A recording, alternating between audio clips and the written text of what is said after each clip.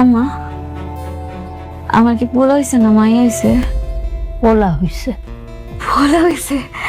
আম্মা, ঠাই না দাও না, ওর একটু কোলে নিতে মন চাইতেছে।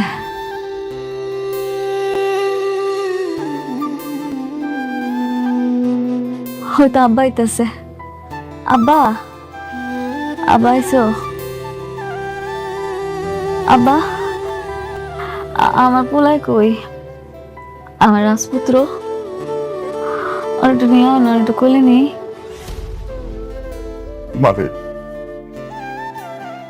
তোর সন্তান দুনিয়াতে আসছিল, কিন্তু আল্লাহ আমাদের সাথে রাখেন নাই।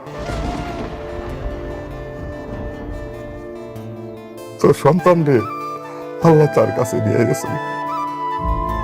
কে? কে?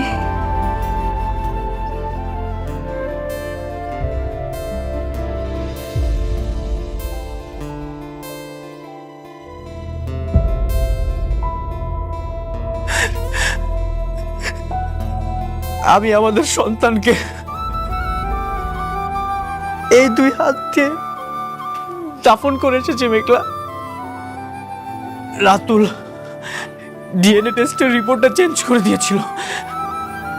আমি বুঝতে পারিনি মেঘলা, আমি তোমাকে ভুল বুঝেছি।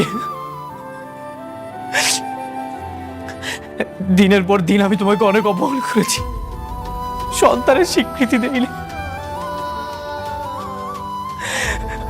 আমি হাত জোর করে তোমার কাছে ক্ষমা চাচ্ছি মেঘলা, তুই আমাকে ক্ষমা করে দাও।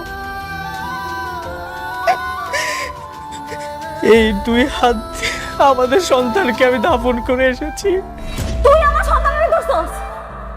কোন সাহসে তুই আমার সন্তানের দোষস? হেই, তুই লজ্জা শরম নাই? লজ্জা করে নাই? বিন্দু মাত্র লজ্জা করে নাই তোর? কেমনে পারলি এই কাজটা তুই? মনে নাই তুই কি করছিলি আমার লগে? আমার সন্তানরা আমার গর্ভে থাকা অবস্থায় তোর পাও দিতে গিয়ে আমি পড়ছি।